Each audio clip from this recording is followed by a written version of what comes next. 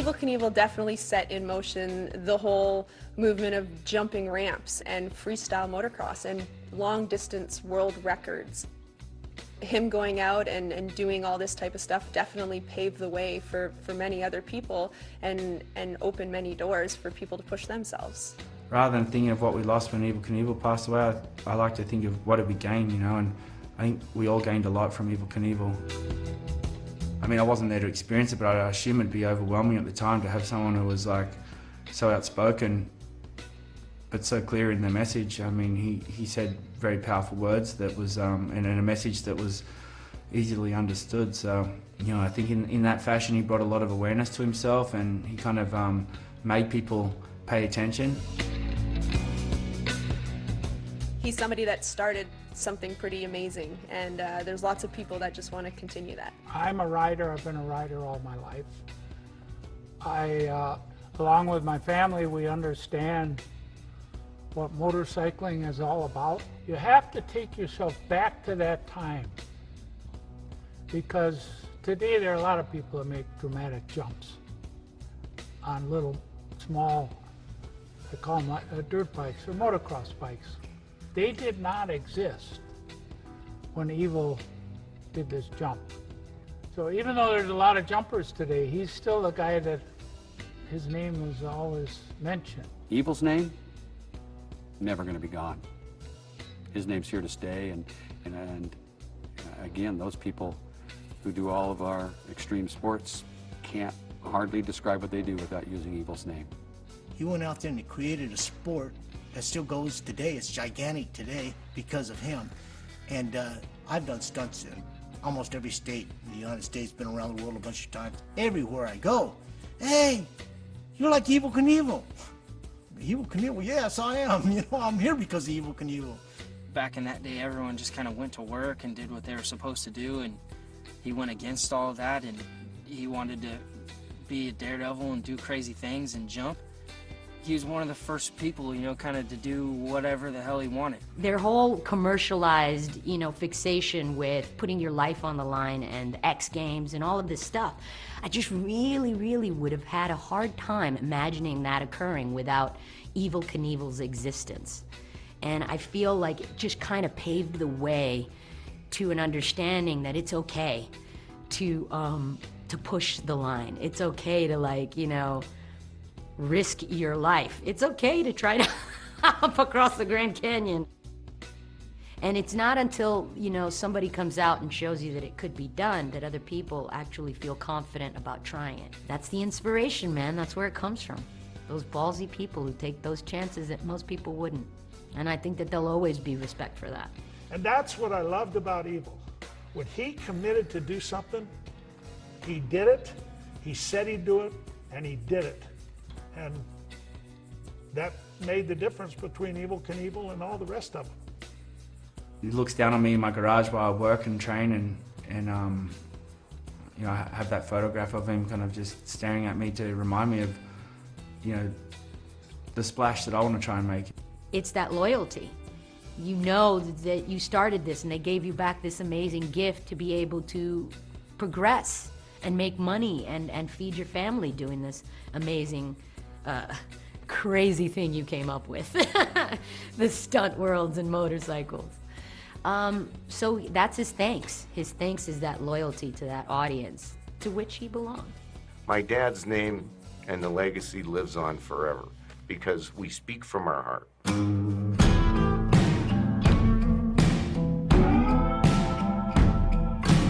It wasn't him against any other person or anything else. It was him against death. So, yeah, I think the man won. There's this point in time where you're the only person in charge of your destiny, and you feel it when your life is on the line. So for me, skydiving, you're pretty much on your own. Once you hit about, you know, what is it, 5,000 feet, and it's time to pull that cord. And you know, that first time where I'm like, whoa, wait a minute. My mom gave birth to me, and now I'm here, and I'm in the middle of the air, and I'm 5,000 feet above ground, and I'm about to pull this damn thing. Am I gonna be all right? That's the leap of faith. this inner feeling of thinking that you're going to be all right no matter what. And I think that that drives extreme sports. It's like, all right, I'm all right if I die doing this, because I love it. You know, he never knew when it was going to be the end or when he was going to be hurt or spend, you know, months in the hospital. So I think he lived it up and did whatever the hell he wanted to. I don't know anybody that lived a life like my dad. I've lived it through his shoes, but you can't fill them shoes. But the life he lived, I never owned a Ferrari. I've owned some cars and a few motorhomes, but no Learjets, no yachts, no Ferraris. So I don't know what that's like. I never seen anybody live like you. But I didn't realize until I started risking my life that my dad could have died any time, every jump. I knew very early on the kind of life I wanted to live, and it was the kind of life Evel Knievel was living. I knew that at 5. It just sent a message to me, like, it just totally inspired me. It captivated me. I don't know what it was just tingles. I didn't realize at that time that those tingles I got as a kid would mean that I would do something similar. We wouldn't rather be anywhere else. We don't want to do anything else. We don't want to sit in an office. We don't want to be behind a desk or a computer and have a 9 to 5. It's not appealing to us. I just wanted to be a stunt guy ever since I was a little kid. And everybody in Phoenix said, you're crazy, you'll never be a stunt man, you'll never be a stunt man, you gotta give that dream up. But I'm telling you right now, don't give your dreams up, they do happen. You have to be a dreamer to set trends. You have to be a dreamer to do things that haven't been done before and set standards. I know this very much so because I always looked at females in Hollywood and action movies, and I was always like, damn, girls don't get to have much fun, do they? I mean, we need to start kicking some ass, man. This is boring. So I started to, you know, dream. I was passionate about something, and I was passionate enough about it to acquire the skills, to build the confidence to attempt these different things. You know, you have to be really clear on what you want to do, what you want to achieve, and this is an opportunity I've dreamed about since a little kid, and now it's manifested and it's here. I'm not going to walk away from the fear of it because I'm too scared to follow through. People ask me all the time, oh, you must not be afraid of anything. You must not have no fear. That is the biggest load of crock I've ever heard. You know, if anybody in this industry says that they're not afraid at some point or have fear or have even just nervousness, they're lying. Courage comes from something that's inside you, something that you kind of just grab a hold of and know how to handle it. Some people are very elegant and they can control it, you know, and they can manipulate it. Other people are like, you know, they wait and wait and wait, and then just one day they're just like, I'm gonna do it. I'm gonna go for it. Whatever it is, if it's jumping out of a plane, if it's having a fight in the boxing ring, or it's racing this car across the country at a gumball race, like, I'm gonna do it this time, you know? So, you know, some people live like that every day, and other people are just the ones that wait and wait and wait until it builds up, and then they go for it. Either way, man, more power to you. Fight those fears. My motivation has never been like, oh, I have to challenge my fears. My motivation is like, I love this, and so I'm going to pursue it. And the ultimate expression of pursuing it is doing this at this moment. Just because it hasn't been done yet doesn't mean it's not possible. We are always seeking the unknown, and that is something that I think really attracts us to what we do. I think I speak for all of us when I say that our drug of choice is adrenaline. We live for the adrenaline rush and beating death. You're dreaming all the time of this nirvana. I can't really explain it further. It's just a certain breed of people, and the ordinary is like murder. You can live a life full throttle. Who's gonna stop you? Only yourself.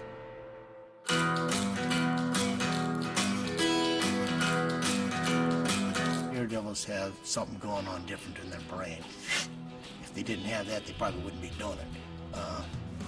When you're up there looking down around, and you got to get your speed up to go, and you got the crowd behind you, but as soon as you take off, you're all by yourself.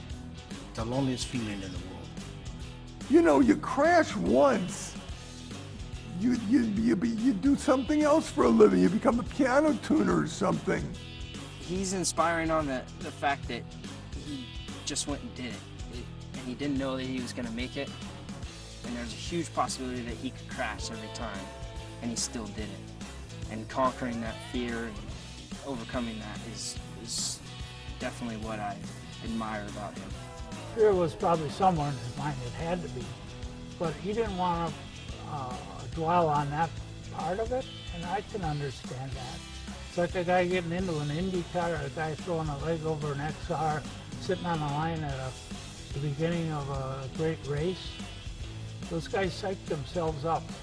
They have to. That's a racer mentality. Well, he had that racer mentality, only his was a jumper mentality. And those people are special. There are very few of them that would even think of doing that.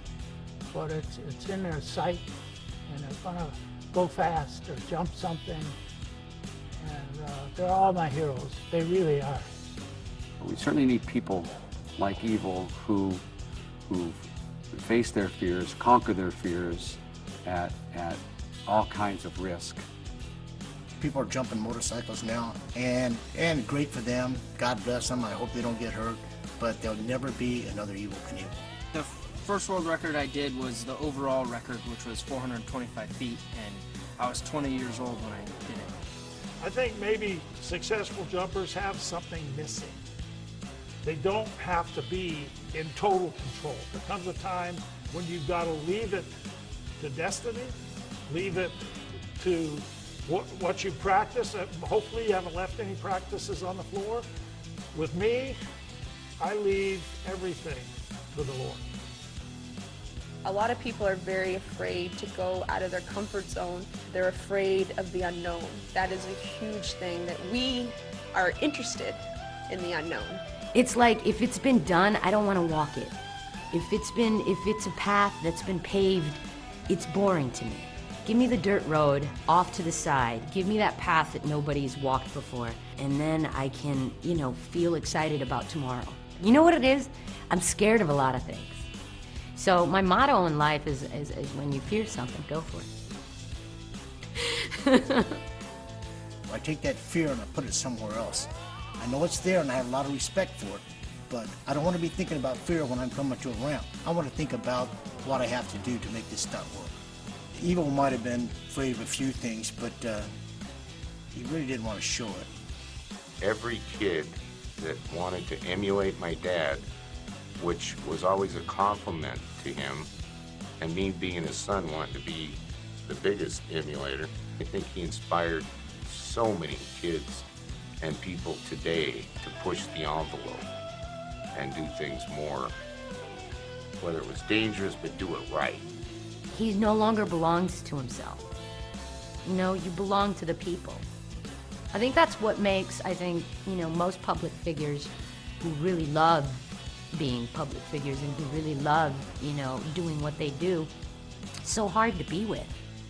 Because you don't belong to yourself. You're not an ordinary person anymore. And you've got 80,000 people, 100,000 people showing up to a stadium for you. You belong to them. He was on the edge. He was that kind of guy. He didn't want to live just a normal existence. He wanted to be out on the edge, and I think his fame may last forever. My name is Evel Knievel. I'm a professional daredevil.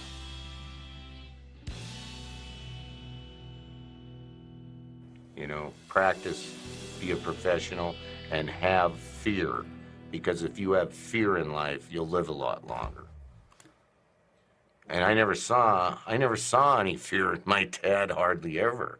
But, I know he had some fear. And if you're only a human being, you got fear. If not, you're pretty much crazy.